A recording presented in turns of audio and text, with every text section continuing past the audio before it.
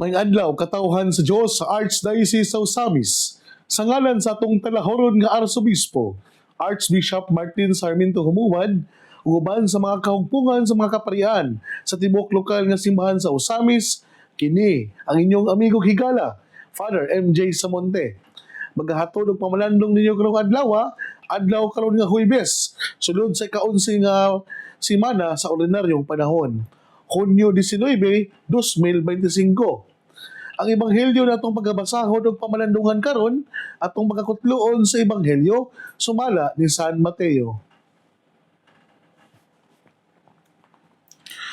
Si Jesus mingon sa iyang mga tinunan, sa inyong pag-ampo ayaw daghana ang inyong mga pulong ingon sa gibuhat sa mga pagano nga naghunahuna nga dunggon sila tungod sa taas ng pag-ampo.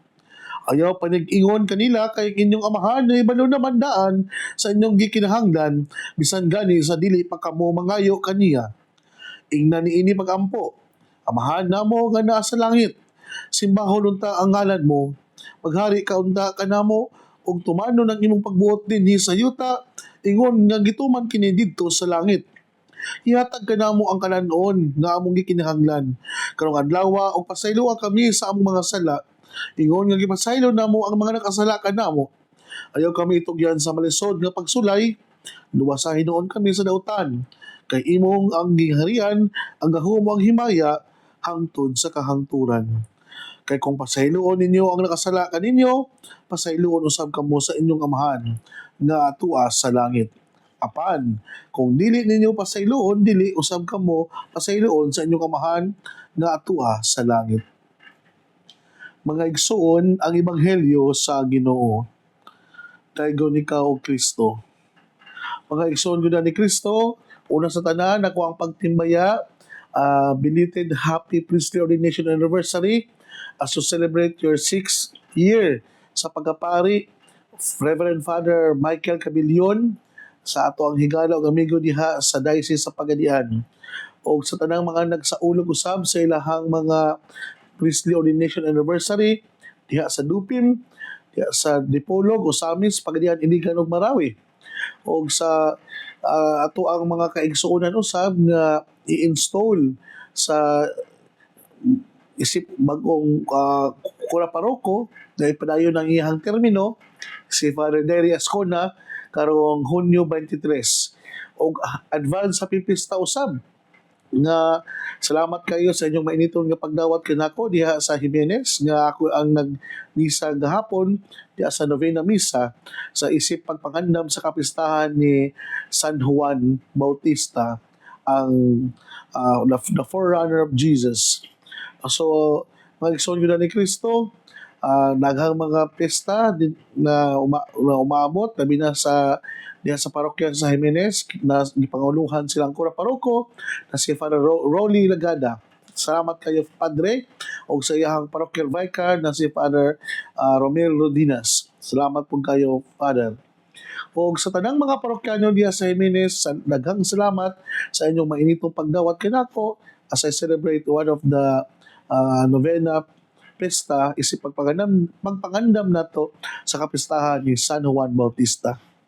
O sa tanan usab nga mga graduate sa ilahang masteral degree, doctoral degree, o sa tanang mga nintake sa bar and ganing let examination, congratulations and in advance, and hopefully may the Holy Spirit enlighten you and continue to strengthen you to do good and avoid evil. Kay daghan magud karon nga mga gituring nato na mga professionals, mga degree holder, pero mao lagi to nga taman lang diha sa titulo pero dili nato makita ang ilang pagka-professional sa buhat. Hinaot pa unta kitang tanan na mga titulado dili na nato na siya ipasigarbo nga na naalang diha sa tong mga pangalan kundi mas mahimo kitang humble enough we are willing to serve others, and ang atong titulo mao tay makahatag og benepisyo labi na sa mga nangailangan, mga less fortunate nato ng mga kaigsuonan nga mabati unta nila ang ato ang mga naabot sa kinabuhi nga dili lang kita mo ay matawag nga nag-enjoy niini kundi kaning mga naabot nato sa kinabuhi, nahimo nyon kitang other-centered person o kay kita andaman mga lagad ngadto sa uban labi na itong mga nangilangan sa tong serbisyo. So tugutin niyo ako nga mo hatag og simple og yano nga pagpanawom sa tuang ebanghelyo karon, kita gipanimduman ni Jesus nga dili na nato kailangan pa nga i-sugarcoat ang ato ang pag-ampo ngadto sa Dios. Kay ngano man, wala pa lang ta nag-ampo, wala pa lang ta minlitok og mga pulong nga sa pag-ampo na to ngadto sa langit ng Amahan, siya nasayod na daan kung unsa nga ato ang tinuod nga sulod sa tong una-una og kasing-kasing. We always remember that God is an omnipotent God. God is an omniscient God. Kabalo na siya daan sa mga mahitabo, mas kabalo na siya daan kung unsa ang ato ang gustong mahitabo, o kabalo na po siya kung unsa ang ato ang mga prayer intention nga naadi sa tong hunahuna og kasing-kasing. Sa to pa, dili lalim ang trabaho sa Ginoo tungod kay na-foresee naman niya ang mga posibleng dangatan sa ato ang mga prayer requests. So nasayod na po siya kung unsa po ang the best para nato. So we always remember nga kanini ato ang mga gipangayo sa Dios, kung dili din niya ihatag dayon, that doesn't mean nga wala ta niya dungga. Naa siya nakita nga angay pa siguro nga i-purify, angay siguro pa nga magulat-ulat ta, kay dili pa perfect timing para makahatag og kaayuhan kanato. So sa kong giingon, our prayers, it will be answered by God in 3 ways. Yes, kumanta na nga muyo, kung ikinipod ming conform sa kabubuton sa Dios, ming align sa kagustuhan sa Ginoo, mauna nga natin makapag-ampo nga right there and then magitubag dayon ang ato ang mga pangamuyo. Ug kini maghatag ka nato og nang tinuod nga kalipay. Pero imanin ninyo ha, usahay bitaw, kina bitaw ang usa ka gusto nato dayon makuha bitaw dayon nato. Usahay bitaw ang tendency nato na mga nakadawat dayon mubaba dayon ang value sa ato ang gipangayo tungod kay nagtuo man kita that we are deserving, we are worthy of what we are asking. Nagtuo kita ba na kining grasya nga atong gidawat gihatag dayon sa Dios tungod kay we deserve it. No, we always remember nga gihatag kini sa Dios tungod kay not because we are deserving, but God is generous. God is merciful. Gihatag kini sa Dios tungod kay nakita sa Ginoo na kini iyang gihatag sa insaktong oras ug panahon in order for us to utilize and maximize for His greater glory. Wala ni gihatag sa Dios nato na gitubag dayon ang ato ang mga pag-ampong pangamuyo aron ipasigar mo sa uban nga ato yung ipakita nga mas gimahal gito sa Ginoo, mas gipaburan gito sa Ginoo. Then ang uban wala padunggan ng mga pag-ampo, wala sila gimahal sa Ginoo. No. We always remember nga ang sama sa ngingon that God is an all-knowing God, omniscient God. Kabalo siya ang usay dangatan ani kung iyang ihatag ni nato. We should also discern, we should also pray nga Lord, imo man ning gitugutan nga mahitabo og ihatag nimo nako. Unsa man ang imong misyon na gustong ipabuhat nimo nako. Kana unta mga igsoon. The moment we receive immediately and we receive the response of our prayer intention, we also ask God directly, Lord, unsa man ang imong tumuog tuyo ngano imo man ni gihatag dayon kani ako ang gitinguha sa kinabuhi, unsa man ang angay nimong gustong mahitabo, kana dayon ta mga igsoon. Dili din ta mo guna-una dayon nga tungod maayong tao jud ka, tungod kay mas gimahal jud ka sa Dios, mandog na ikaw gyud ang mas gitagaang pabor. No, God is a God of justice, fairness. Wala dili ta makaingon nga ikaw mas gipaboran kay ikaw mas butan, ikaw kay mas gipaboran kay ikaw mas ambungan, mas gwapo. No, mas dato. No, para nako ang kaning tanan na gihatag dayon sa Ginoo kito natuo siya nga ikaw mahimong buhing instrumento nga mapadali ang pagdagay dahil sa grasya ngadto usab sa uban nga ngano gitagaan ta amo ang grasya. So as we receive the blessing from God, we should become a blessing to others. Kay kita gitubag man nga itong mga tumong pag-ampo, hinaut ta nga through us, we also mahimo po unsa nga answered prayers sa uban. Kaya bitawng tuhod nato nga kita po sa mahimong hinungdan nga ang pag-ampo sa uban mahimo usab nga gitubag kay naman naa may gitawag nato sa grace nga grace builds in nature nga ang kita mahimong tulay nga ang grasya sa Dios mo padulong usab ngadto sa uban nga nangailangan sa nailang ipangayo gikan sa Ginoo. So kana lang mga igsoon no, dayon moingon po say ang Dios nga unyara. Kana bitong pag-ingon sa Dios nga unyara kini nagpahinumdom kanato nga there's always what we call the God's perfect timing. Na dili nato dali-dalion ang Ginoo. Dili nato siya ingnon nga sa tuang pagpangayo o nga lang mga prayer petition kaniya nga tungod kay kita nangalagad sa simbahan, tungod kay ako kay pare, tumagon na yun. Nagi mga gingon nga unyara kay dili pa oras, dili pa panahon sa insaktong oras na gitagana sa Ginoo. So, God's timing is always the perfect timing for all of us. Dili ang atong oras ang dapat masunod, kundi ang oras sa Dios. Kay siya ang mas nasayod na kung kining panahona, kung kaning orasa, mao ni ang natubag ang atong mga prayers, daghan pa ang mas mag-enjoy, daghan pa ang mas malipay, o daghan pa ang makabenepisyo kay iha maggihatag sa eksaktong timing ug panahon.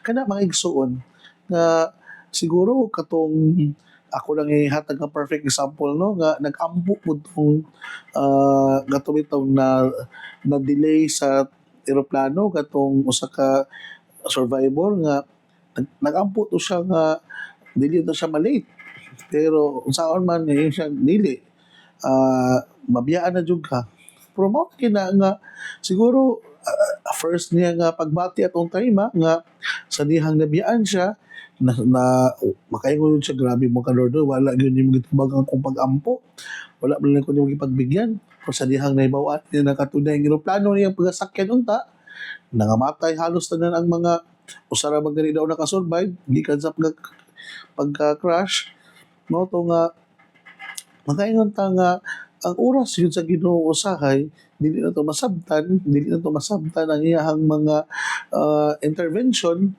na it's beyond human capacity, human understanding, human comprehension ngano kini mahitabo man sa tuong kinabuhi.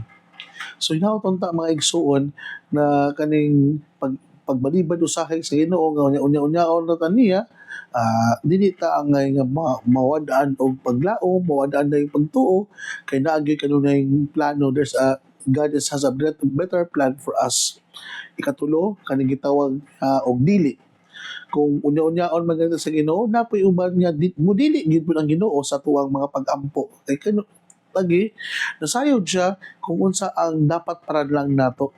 Hinauton ta mga igsoon inana kalapad ang atong pagsabot, inana ka hamtong ang ato ang pag-discern o pag-reflect sa mga tubag sa Ginoo every time we pray to God. Ikaduhang punto mga igsoon na kuman kita maaninaw sa tubag sa Ginoo nga oo, unyara ug dili. Ato timan-an nga kining mga pulong natong istorya ngadto sa amahan kinang dili na nato angay bitaw nga i-sugarcoat pa. Ako'y na hinumduman doon na story nga usa ka tigulang nga every time nga moadto siya sa simbahan magdala gyud siya sa iyang nobinahan para mag-ampo every Wednesday sa dihang pag-adto niya sa one Wednesday padulong sa simbahan nabilin magyud na iyang nobinahan kay tungod dili man mao nga sudlanan ang iyang nadala nabilin man niya dito sa altar mao na gito nga kay naman gyud ang inner desire sa tigulang nga moampo mao to nga nasayod man siya nga ang amahan dili pa lang niya angay istorya ang sunod sa iyang una-unang kasing-kasing kabalo ka sa iyang gibuhat iha na lang gikanta ang letter of the alphabets Lord, nasayod ako nga ikaw nasayod kung unsa ang tinuod nga sulod sa kung hunaw-hunaw kasing-kasing, ikaw na lang mo pahiluna sa ako ang pag-ampo. Yung kanta na siya A, B, C, D, E, F, G. Kana makaingon ta nga murag binata kayo, murag makaingon ta nga unsa man tigula nga nag-iga man no. Kay kabalo siya nga sa iyang pagkanta sa letter of alphabets sa pagbalik-balik nini, it can create prayer. Kay ang Ginoo nakabalo siya nga kung unsa ang iyang sudod sa iyang unahon kasing-kasing nga unsa ang inner desire sa tigulang muampo pero mao lagi dili siya makaampo formally tungod kinabili ng iyang chaplet o iyang nobinahan ug ang Dios pinaagi sa kinasing-kasing nga pag-ampo sa letter of alphabet mao pud kuto ang kinasing-kasing nga sa paghalad niya sa pag-ampo.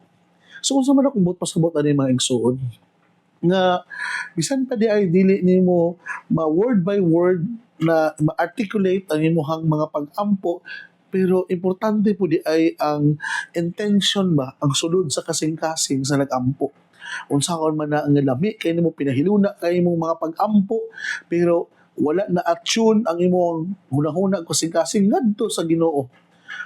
So mas maayo pa dito nga dili man inana kanindot ang mga words nato, dili man inana ka perfect nga ang atong pag-ampo pero ang atong kasing-kasing hunahuna nakasentro yun sa Ginoo ba nga na ang pangindahay na ang inner desire to communicate to our Creator, to communicate with our God.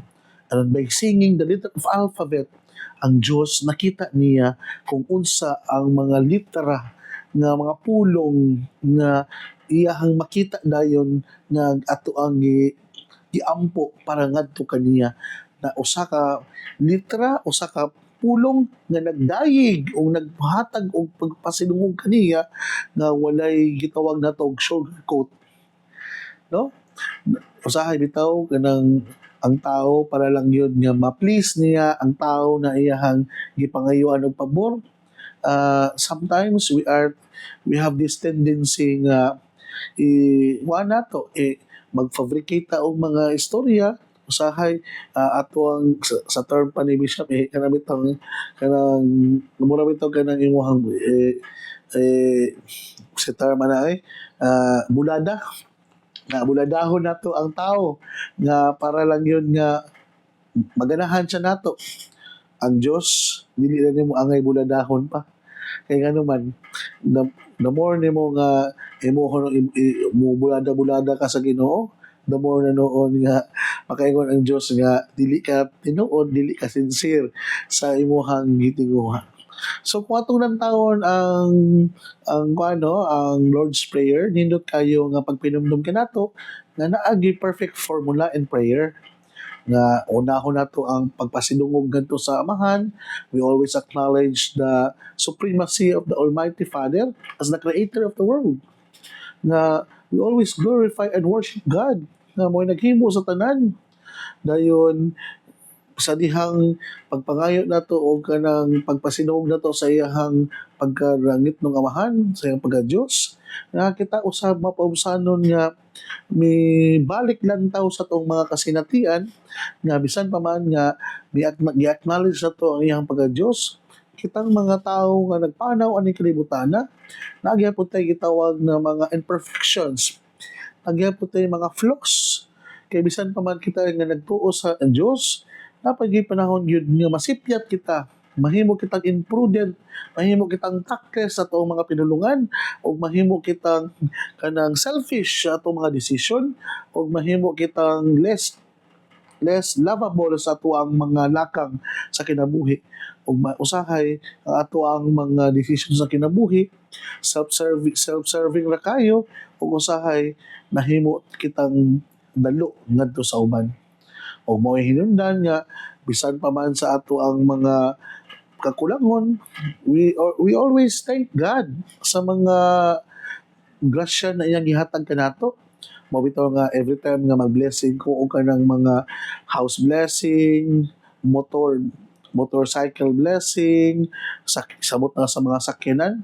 Ako yung gi-emphasize niya, bisan pa man sa krisis sa panahon karon, kita pinaagi na ning sakyanan, pinaagi ning motor, pinaagi ning balay, kita gyapon na gipasinati sa Dios sa iyahang walay puas nga pagkamay natagod sa grasya na iyang gipasinati dinato.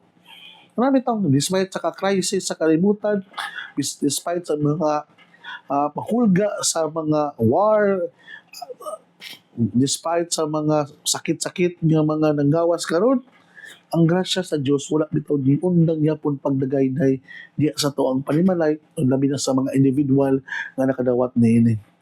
Ug mao na nga sa atong pagpasalamat dadto dayon na pangayoon sa Dios ang ato ang mga individual na mga pangayoon ngadto kaniya. O maayo kita for good health, for financial health, for enlightenment, anything na mao ni ang formula no nga pagpasidungog, pagpangayo pasaylo, pagpasalamat ug pagpangayo ini kani ang formula nga hinaot po unta nga hinahinay natong ma-practice na at least bisan pa man ang Dios nasayod na sa tanan tapo ta gitawag nga sistema o pamaagi nga logical po ng ato ang di man kailangan nga logical no pero at least mga God as a God of order na naapoy order ang ato ang pag-ampo ngadto sa langit ng Amahan.